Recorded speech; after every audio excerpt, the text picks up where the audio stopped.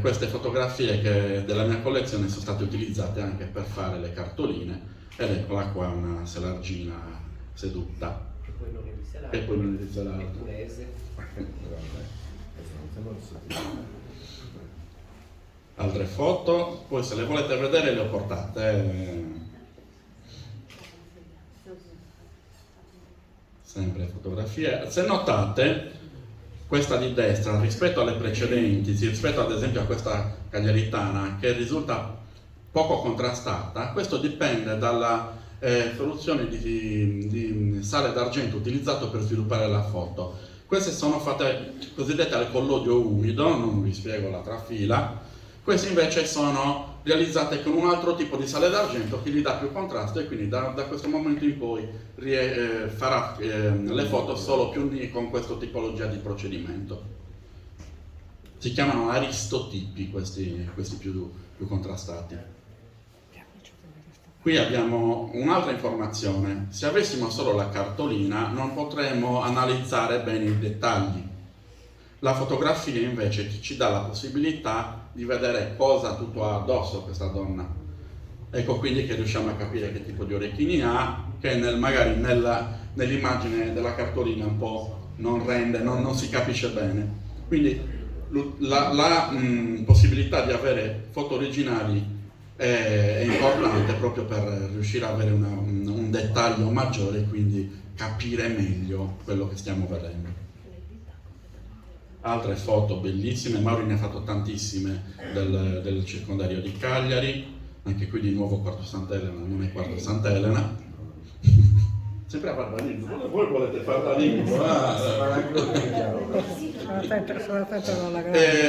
Vi chiedo di notare il viso della ragazza del centro, della Panattara di Cagliari, ok? Tenete in mente questo viso.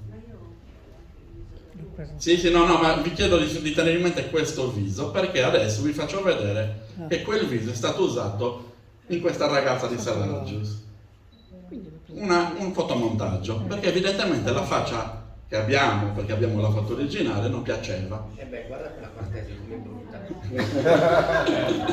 Questa cartolina è tutto un fotomontaggio, perché esiste la cartolina solo dell'uomo che al posto della donna c'è un fucile. È sfacciata quella. Vabbè. Un'altra foto, Selargius, che non è Selargius, è Monserrato. Abbiamo la verifica dalla ricerca fatta a Monserrato. Bellissima anche questa donna, penso, una meraviglia. Una donna, una ragazza di Una ragazza, ma all'epoca erano già anche qui Capoterra, siete arrivati anche a Capoterra, anche qui questa foto centrale, notate la differenza di broccato dal grembiule oggi non mi vengono le parole, alla gonna, sì, alla balza della gonna. Ho messo questa foto importante due foto importanti per due motivi. La prima, vediamo una ragazza già vestita alla moda, con su quelle valigie, no? Ma utilizza ancora il fazzoletto alla maniera tradizionale, quindi qua la fotografia ci fa vedere anche come si evolve, come si dismette l'abito. Quest'altra foto, sempre di Evaristo Mauri, interessantissima, è della metà degli anni 20, è fatta al comune al Bastione. Presumibilmente, anche qui c'è sempre un'ipotesi, sono tutti costumi che appartenevano al comune di Cagliari, che venivano utilizzati per eventi importanti o per l'arrivo di personaggi importanti in città.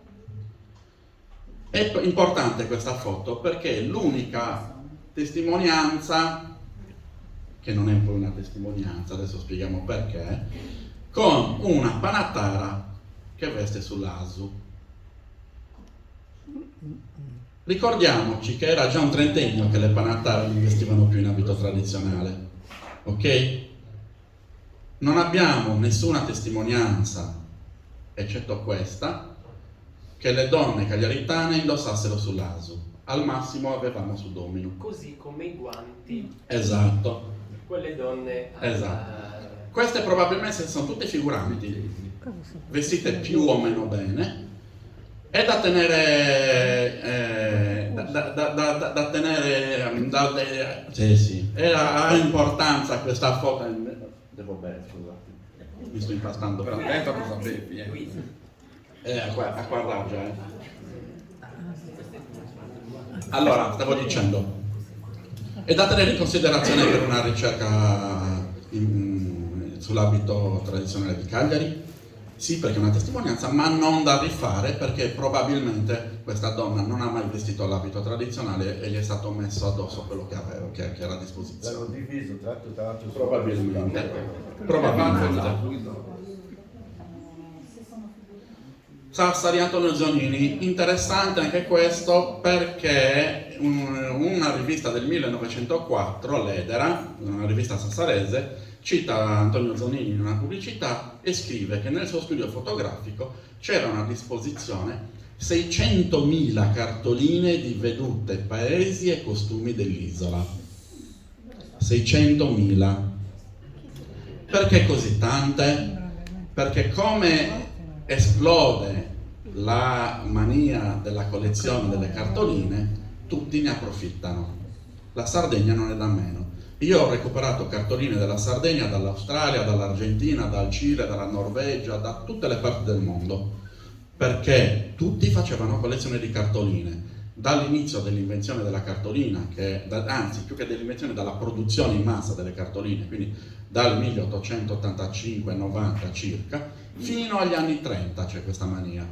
E abbiamo, lo vediamo anche nei mercatini qualche volta, che vendono, se lo facciamo vedere, gli album di cartoline, ok? Tutti collezionavano cartoline. Esatto.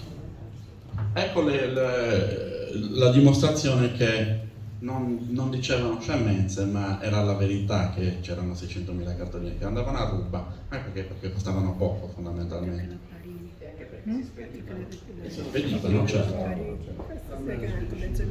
Altro fotografo interessante, Nissim, anche qui specialità di formate, eccetera, eccetera, esteso assortimento di costumi sardi e vedute dell'isola. Anche qui vediamo il suo studio, quello che era già di Lei Rodriguez in piazza Ieni numero 2, e poi si sposta ai primi del Novecento nell'altra parte di piazza Ieni, lo vediamo qui in alto, premiata fotografia Nissim. Sempre l'ultimo piano, sempre un grande salone vetrato per la luce, esatto. Qua vediamo alcune immagini, sempre sue, i costumi. Questa a destra è in una rivista francese realizzata per l'arrivo dei Savoia nel 1899. Qui abbiamo due immagini tratte da una rivista di fotografia del 1899 e da Vita Sera di Gino Bottiglioni, che è degli anni 20, però la fotografia è antecedente. Purtroppo ce l'abbiamo in bassa risoluzione perché non sono riuscito a recuperare i libri originali. 1900, concorso di fotografia di abiti tradizionali a Napoli. Abbiamo tantissime foto sarde del nord e del sud dell'isola. Qui vediamo quelle del sud. Cagliari, un suonatore di Sestu, Settimo San Pietro, foto bellissime che purtroppo non riusciamo neanche a far riprodurre perché non si possono riprodurre. E tra l'altro questa a destra è quella che userà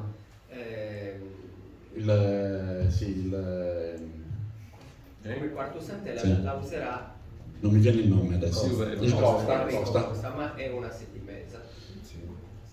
Stavo dicendo, ho mandato una mail per avere le riproduzioni e sono le uniche, stranamente in tutto l'archivio che hanno digitale sono le uniche che non si possono riprodurre, non so perché, pazienza. Il Wagner, Guido Costa, anche Guido Costa ad esempio, una foto degli anni 20, vestita un po' strana. Quindi anche qui, ripeto, bisogna sempre fare attenzione a quello che vediamo. Foto bellissima, la prima a sinistra, forse una delle più belle che abbiamo a Quarto, assieme a una sorgonese e una zaresa. Questo è proprio lo sfarzo. Quando ce n'erano. Tutto buonissimo. Questa a destra sono della mia collezione, forse è l'unica foto che ho con una ragazza con gli occhiali. Se li toglievano gli occhiali per fare la foto.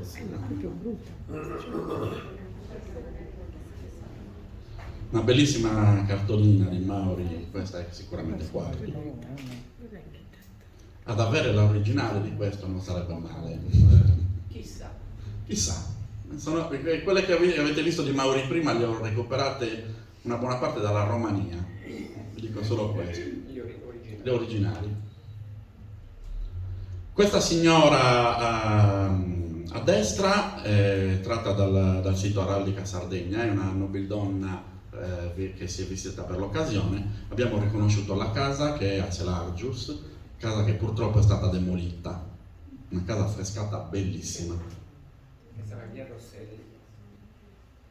Sempre Quartesi, anche qui vediamo, stiamo andando sempre più avanti con gli anni. Questa signora a destra che bambino in braccio è la figlia, è una delle sorelle di quella che c'è nel